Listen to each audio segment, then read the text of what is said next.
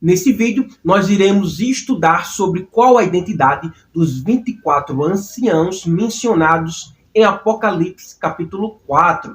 Só que antes, eu quero que você entenda qual o ministério dos anciãos e eu irei falar um pouco. Depois, eu irei emergir 3 teorias que são bastante discutidas no meio teológico. E, lógico, irei rebater cada uma delas, irei trazer a minha interpretação sobre qual a identidade desses 24 anciãos. Então, se você gosta dos meus conteúdos, já peço que você curta, compartilha, comenta aqui no vídeo o que você acha dos meus conteúdos e, principalmente, não se esqueça de se inscrever no canal e me seguir nas redes sociais para que possamos crescer na graça e no conhecimento. Os anciãos em Israel não eram apenas representantes do povo, mas juízes, e logo representantes de Deus para julgar o povo. São identificados com Deus no exercício do julgamento.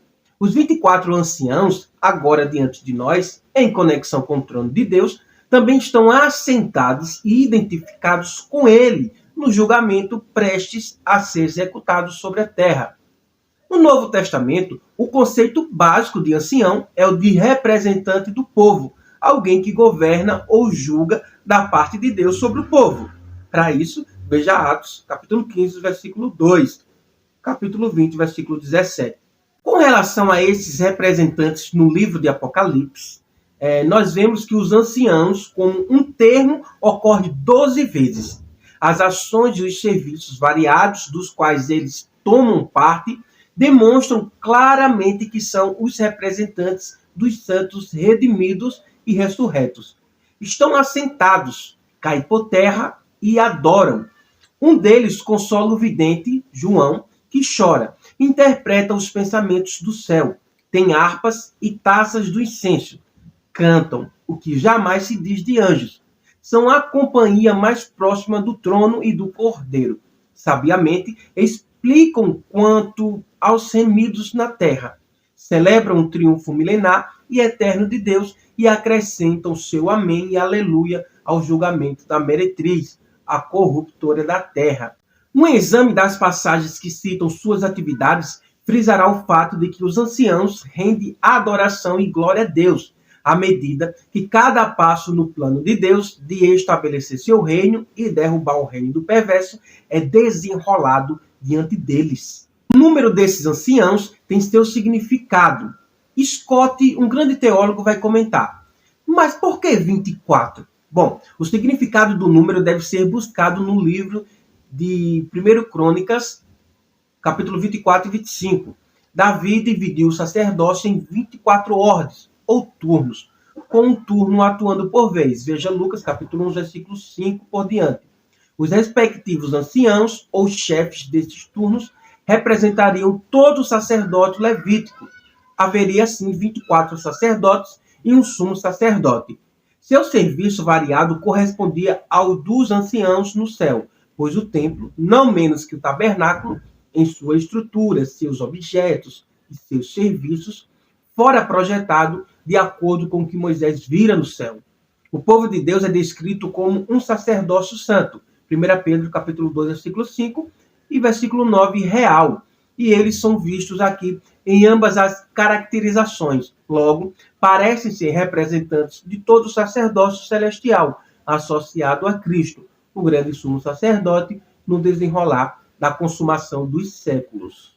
Mas qual a identidade dos 24 anciãos? As interpretações dividem-se em 3 classes com relação à identidade dos anciãos. Primeira interpretação, são seres angelicais. Essa teoria é afirmada por Renzi, um grande teólogo. Bom, ele dá aqui alguns pontos bastante relevantes para a defesa da sua teoria. Primeiro, são seres angelicais gloriosos que conduzem o louvor e a adoração de Deus. Segundo, celebram com alegria cada mudança na marcha progressiva dos acontecimentos em direção à consumação do reino. Terceiro, parecem não ter conhecido a experiência de conflito, pecado, perdão e vitória. No entanto, regozijam-se por causa da bênção dos que a conheceram e dão glória a Deus pela sua graça na vitória dos que vencem. Quarta, nitidamente se separam dos profetas, santos e justos de tempos passados que se levantam na ressurreição da última trombeta, galardoados. Essa passagem indica que eles desaparecem do cenário quando os novos assessores, ou seja, a grande multidão dos redimidos celestiais, se assentam em tronos e exercem julgamento com o Senhor Jesus na sua vinda. Veja 1 Coríntios, capítulo 6, versículo 2, Mateus, capítulo 19, versículo 28. Não há discordância das duas primeiras proposições, mas vamos observar que tal ocupação não exige que sejam anjos. Tal atividade é mais adequada aos redimidos destes séculos que foram transladados. Com relação à terceira proposição, só é preciso notar que os anciãos aparecem coroados com Estéfanos, a coroa da vitória, o que demonstra que deve ter conhecido conflito, pecado, perdão e vitória. Com relação à quarta proposição, se são santos da igreja, seria natural que se separassem dos santos da tribulação, os quais serão ressurretos e galardoados em Apocalipse, capítulo 11, versículo 16 e 18. Pois os santos da tribulação não são parte do corpo de Cristo, apesar de remidos pelo sangue de Cristo. E em resposta à quinta proposição, não é necessário afirmar que os anciãos devam deixar seus tronos em Apocalipse, capítulo 20, versículo 4, como alguns teólogos insistem para que os ressurretos do período tribulacional possam ocupá-los. Bom, não há base para dizer que os tronos nos quais os ressurretos se assentarão são idênticos a esses tronos. Em Mateus, capítulo 19, versículo 28, foi prometido aos discípulos que seriam estabelecidos tronos a partir dos quais eles manifestariam autoridade e governo milenar. Apocalipse capítulo 20, versículo 4, associa os santos da tribulação a essa autoridade milenar, mas não exige que os anciãos sejam destronados. Esses anciãos não podem ser anjos. Os anciãos são um grupo distinto dos seres viventes e dos anjos. No capítulo 5, a ação dos anciãos é diferenciada da dos anjos, o que impossibilita vê-los como do mesmo grupo. O versículo 11 diferencia pelo título os três grupos. Os anciãos cantam, os anjos proclamam, os anjos não são numerados. Veja Hebreus capítulo 12, versículo 22. O número representativo, 24, ocorre 6 vezes. Não se diz que os anjos são coroados. Os anciãos são. O coral de louvor celeste, tanto harpa quanto cântico, parece ser a função específica dos anciãos. Sabedoria celestial, sobretudo em temas e assuntos ligados à redenção, é dada aos anciãos, não aos anjos. Com o termo anciãos, entendemos então o grupo inumerável dos santos redimidos, ressurretos e transformados, levado para encontrar Cristo nos ares. 1 Tessalonicenses, capítulo 4, versículo 17. Sua coroa e seus tronos demonstram dignidade real. A harpa e o cântico, alegria em adorar. Suas vestes e taças, caráter e ação sacerdotal. Essa é a primeira teoria. A segunda teoria é que são santos do Antigo e do Novo Testamento. Essa teoria é que esses anciãos representam santos do Antigo e do Novo Testamento. Alguns teólogos defendem essa teoria. Os anciãos no céu representam todo o sacerdócio celestial, isto é, todos os remidos que morreram no passado ou que estiveram vivos na volta do Senhor. A igreja do presente século e igualmente os santos do Antigo Testamento estão incluídos. Todos são sacerdotes, todos adoram. Havia 12 patriarcas em Israel e 12 discípulos. Introduziram a nova dispensação. Os dois juntos perfariam os 24 anciãos. Essa teoria une Israel e a igreja numa só companhia, sem distinção na época do arrebatamento. Embora essa teoria seja menos discutível que a primeira, parece haver razões para rejeitar a interpretação de que Israel faz parte da cena aqui. Em primeiro lugar, essa teoria baseia-se na dedução de que Israel e a igreja são ressuscitados no arrebatamento e transportados junto para o céu. A questão da ressurreição de Israel já foi examinada em alguns vídeos. Se você não assistiu, me segue lá no TikTok, eu já falei sobre isso, e aqui no canal também tem. Em alguns vídeos é só você ver. Porém, certas passagens, como Daniel 12:1, Isaías 26:19, João 11:24, mostram que a ressurreição de Israel deve ser ligada ao segundo advento do Messias na terra. Assim, Israel não pode ser transladado ou arrebatado. Em segundo lugar, o arrebatamento é o plano de Deus para a igreja, que a leva a desfrutar suas bênçãos eternas. O plano para Israel é totalmente diferente, acontecendo com pessoas diferentes numa época diferente.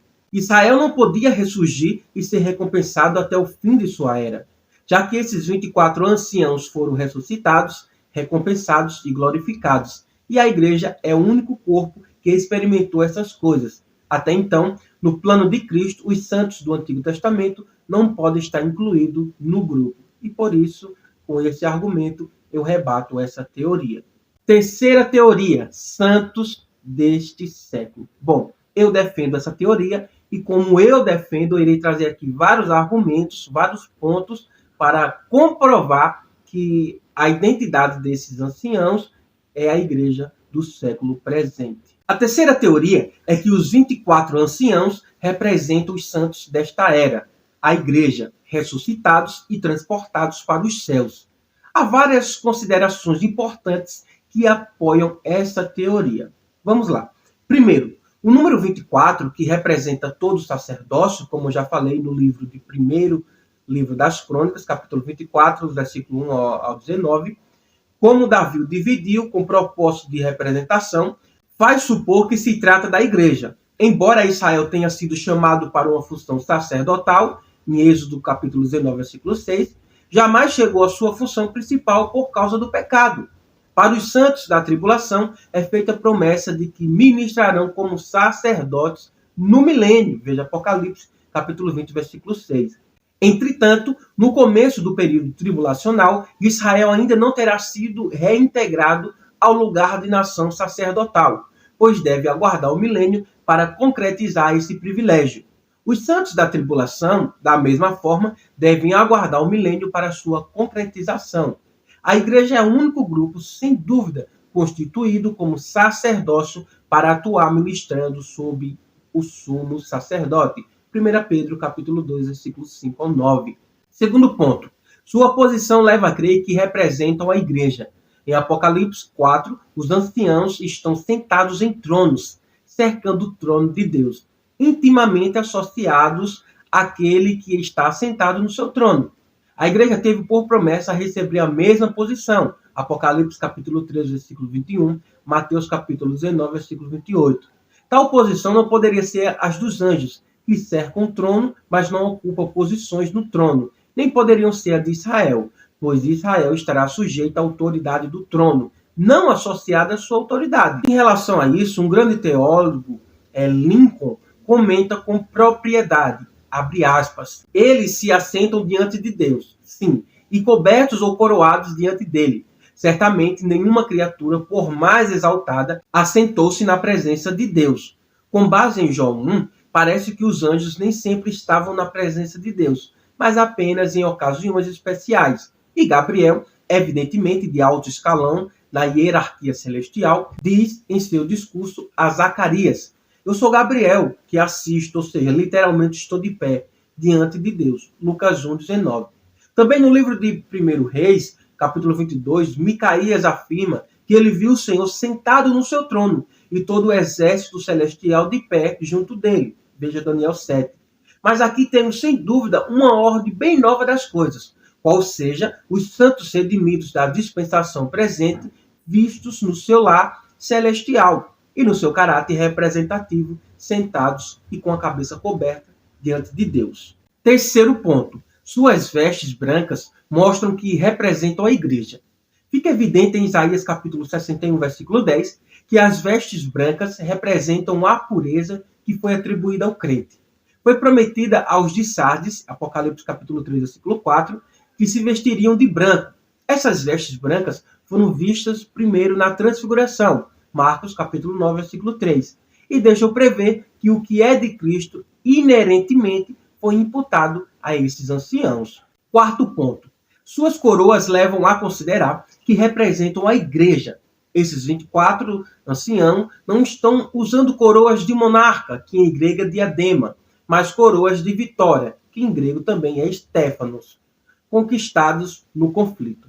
Eles, portanto, foram ressuscitados, pois o Espírito não estaria usando uma coroa, e foram julgados, pois não receberiam uma coroa como recompensa sem o julgamento. Além disso, o julgamento deve ter sido recente, pois aparece no ato de lançar suas coroas aos pés de Cristo. Apocalipse, capítulo 4, versículo 10. Quinto ponto. Sua adoração faz crer que representam a igreja. A adoração é dada a Deus pelos anciãos por seus atos de criação, redenção, julgamento e reinado. Alguns tentaram dissociar os anciãos da redenção que eles cantam, Apocalipse 5:9, ao excluir a palavra nós do texto, afirmando que esses não poderiam ser os representantes da igreja. Com relação a esse ponto, várias coisas devem ser observadas. Primeiro, a boa evidência manuscrita para incluir a palavra no texto. A palavra não precisa ser excluída por motivos textuais. Em segundo lugar, mesmo que ela fosse excluída, isso não significa que os anciões não estivessem cantando sobre sua própria redenção. Em Êxodo, capítulo 15, versículos 13 e 17, quando Moisés e o povo de Israel louvavam a Deus por seu julgamento, de que eles mesmos, obviamente, participaram, eles cantam na terceira pessoa. As Escrituras preferem, então, lidar com o que é subjetivo como fato objetivo. E, em terceiro lugar, se a palavra fosse omitida e pudesse ser provada que eles estavam cantando sobre uma redenção que não experimentaram, isso não prova necessariamente que os anciãos são a igreja, pois, como esses anciãos conhecem os julgamentos de Deus derramados na terra, prevêem a vitória dos santos que estão na terra passando por essas experiências e pode louvar a Deus pela redenção desses que vêm de toda tribo, língua, povo e nação. Apocalipse 5:9. Que sofreram a tribulação, foram salvos nela e serão feitos reino e sacerdote e reinarão sobre a terra. Apocalipse 5:10, capítulo 20 e versículo 6. Da mesma forma que adoram a Deus pelo julgamento que ele exerce durante o período tribulacional. Apocalipse capítulo 19, versículo 2. Também pode louvar a Deus pela redenção realizada. Sexto ponto. Seu conhecimento íntimo do plano de Deus dá indícios de que os anciãos representam a igreja. Em passagens como Apocalipse capítulo 5, versículo 5, capítulo 7, versículo 13 e 14, vemos que Deus compartilhou com eles a respeito do seu plano à medida que ele se desenrolava. Tal intimidade é o cumprimento completo do que foi prometido por nosso Senhor aos discípulos, em João capítulo 15, versículo 15. O próprio uso da palavra ancião declara a maturidade de conhecimento espiritual, pois o conceito de um ancião nas Escrituras era o de uma pessoa madura em idade ou experiência. A promessa de tal maturidade, como mostra 1 Coríntios capítulo 3, versículo 12, agora é real. Sétimo ponto. A associação com Cristo no ministério sacerdotal leva a crer que representam a igreja. Em Apocalipse 5:8, são vistos tendo cada um deles uma harpa e taças de ouro cheias de incenso, que são as orações dos santos. A respeito desse ministério, o grande teólogo Scott escreve: os anciãos não agem como mediadores, nem como intercessores. Não apresentam súplicas a Deus, nem aumenta o valor dessas súplicas por sua mediação. Os anciãos no céu são os irmãos dos santos, sofredores na terra. Estranho, então, que não estivessem interessados nos sofrimentos e nos conflitos dos quais participaram aqui no passado. Mas sua atitude, embora de profunda empatia, é passiva. O anjo sacerdote que acrescenta incenso às orações dos santos não é um ser criado. Cristo, e somente ele é aceitável para fazer isso. A associação próxima com o fato de que esses anciãos foram colocados nesse ministério sacerdotal faz crer que a igreja, constituída como sacerdócio ministrante, é representada aqui. A conclusão que chegamos é a seguinte: a última coisa que se diz a seu respeito é que se prostram, junto com 4 criaturas viventes, e adoram aquele que está sentado no trono, dizendo: Amém, Aleluia. Apocalipse 19:4. Esse seu último ato é característico deles em tudo. Primeiro, seu conhecimento íntimo de Cristo. Segundo, sua proximidade a Ele. E terceiro, a adoração que oferecem a Ele. E lembramos que nosso Senhor, quando orava pelos seus, pediu que o conhecessem, estivesse com Ele e pudessem ver sua glória. João, capítulo 17, versículos 3 e 25. E eles não eram senão os homens que o Pai lhe dera do mundo. Bom, se você gostou, essa é a minha interpretação e, como prometido, eu emergi aqui as 3 principais teorias sobre qual a identidade dos 24 anciãos. Gostou? Compartilha e não se esqueça de se inscrever no canal e compartilhar esse vídeo para geral. Fique todos na paz de Deus, que excede todo entendimento.